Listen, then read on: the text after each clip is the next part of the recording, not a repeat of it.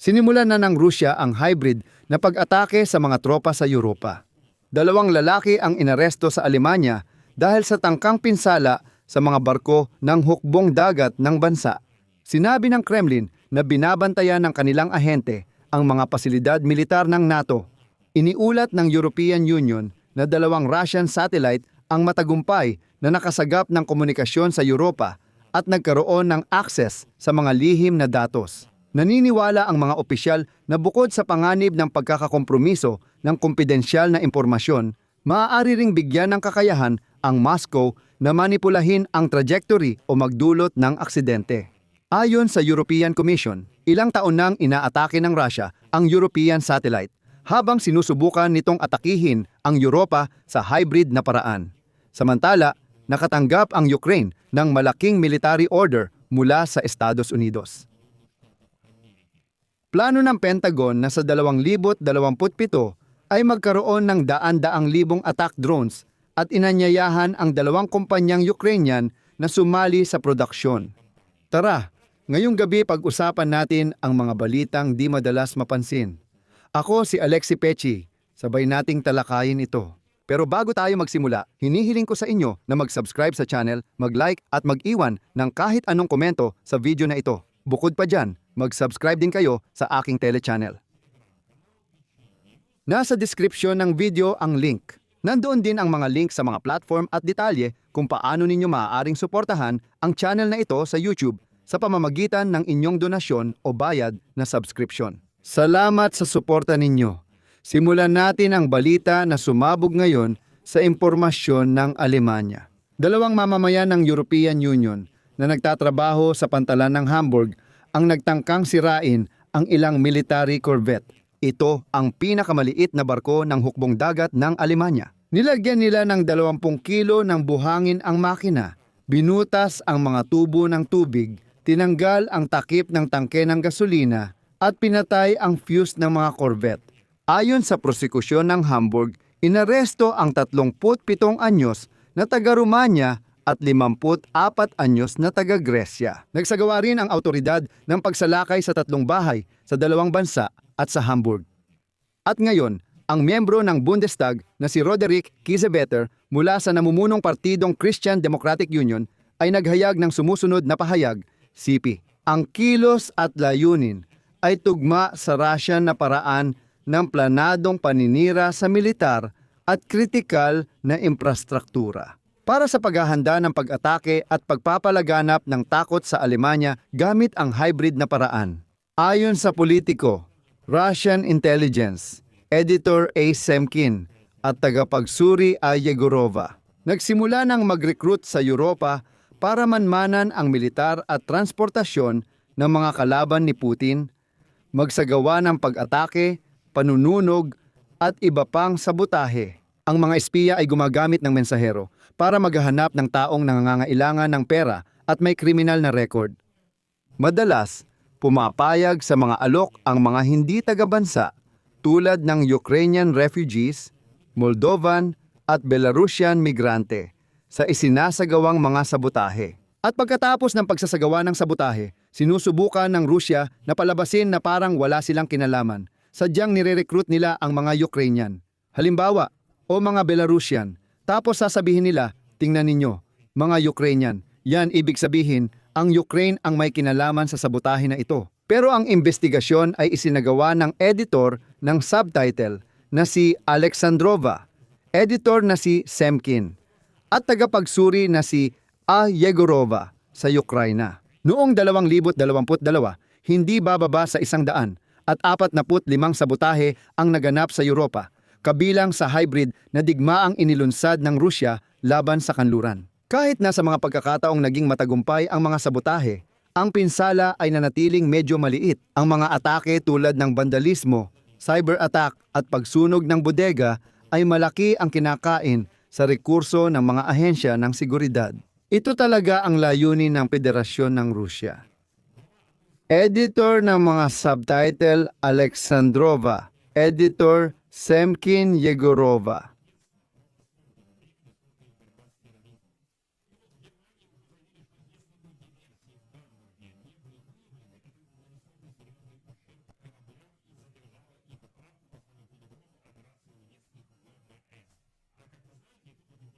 Tulad ng alam ninyo, ang Europa nitong mga nakaraang linggo ay nagsimulang aktibong labanan ang anino ng fleet ng Rusya at maging ang mga Pranses ay nasamsam na ang isang Russian na oil tanker.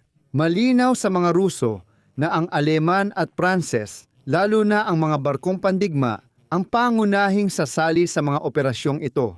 Kaya posibleng ganito nila sinubukang bawasan ang mga barko ng Alemanya na pwedeng sumali laban sa shadow fleet ng Rusya.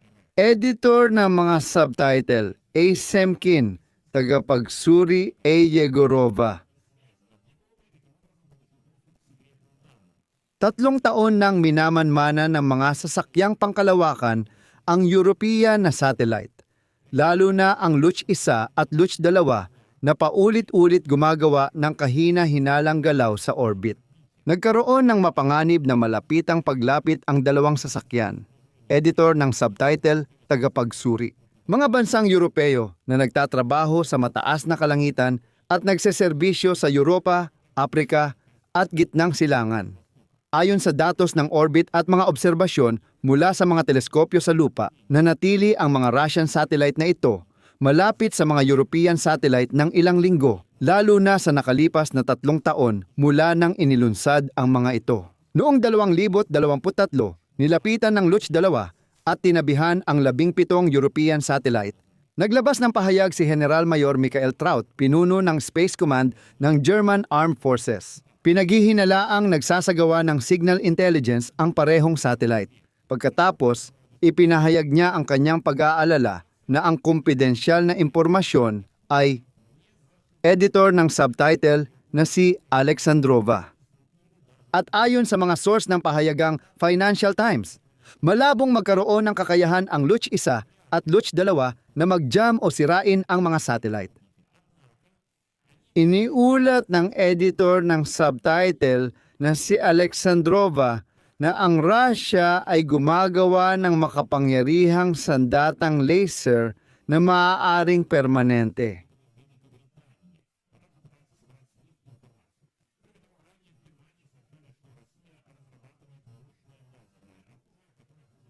Editor ng subtitle, A. Semkin, tagapagsuri, A. Yegorova. Binanggit ni Tom Renye na ang ganitong aktibidad ng Moscow ay hindi nakakagulat. Narito ang isang sipi. Ito ay matagal nang gawain ng Russia. Wala namang bago dito. Matagal nang sinusubaybayan ng Russia ang mga European satellite at bagay sa kalawakan, taon o dekada na rin itong ginagawa. Lubos naming alam ang tungkol sa problemang ito. Tagapag-edit ng subtitle, A. Semkin, tagapagsuri, A. Yegorova. Binubuo ngayon ang mga bagong mekanismo laban sa agresyon sa kalawakan. Una, ang Galileo System, isang satellite network na kayang tukuyin at pigilan ang mga pag-atake. Pangalawa, ang European Space Shields. Tagapag-edit ng subtitle A. Semkin, tagapagsuri, A. Yegorova.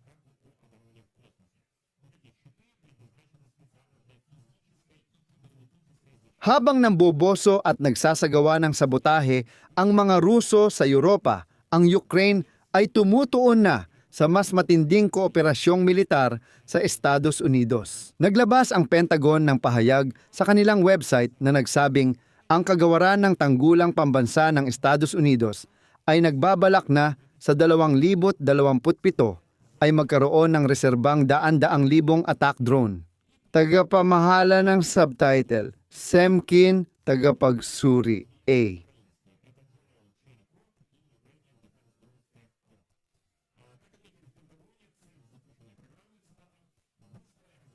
Yegorova ng mga attack drone sa bansa bilang bahagi ng pagpapatibay ng American Arsenal of Freedom.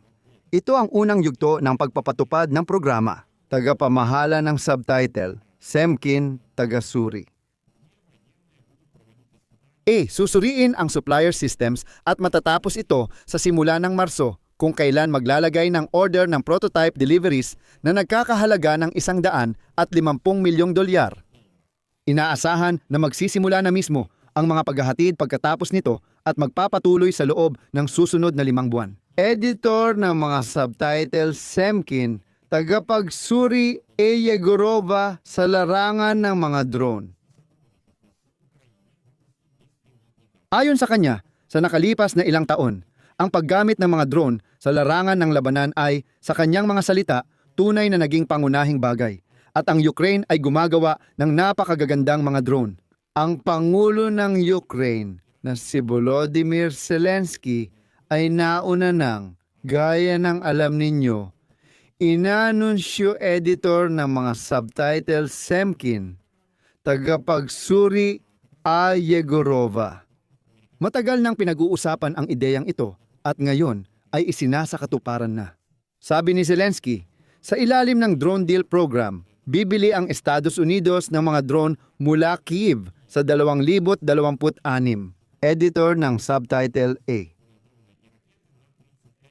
Yegorova, binanggit ni Zelensky na prioridad ng Kyiv ang sariling armas at ang labis ay iluluwas. Kasabay nito, sinabi ni Zelensky ang pangangailangang kontrolin ang mga padala sa ibang bansa upang hindi mapunta sa mga Ruso ang armas ng Ukraine. Mga kaibigan, ilagay sa komento ang inyong masasabi. Ganito ang format ng mga episode kung saan pinagsama-sama ang ilang mahahalagang balita na kadalasan ay hindi ko kinukuha. Editor ng mga subtitle at tagapagsuri A. Yegorova, at huwag kalimutang mag-like. Kung naging interesante at kapaki-pakinabang sa inyo ang episode na ito, maaari ninyo itong suportahan sa pamamagitan ng inyong donasyon gamit ang mga link at detalye sa deskripsyon ng video na ito. Yun lang po, ingatan ninyo ang inyong sarili. Paalam sa lahat.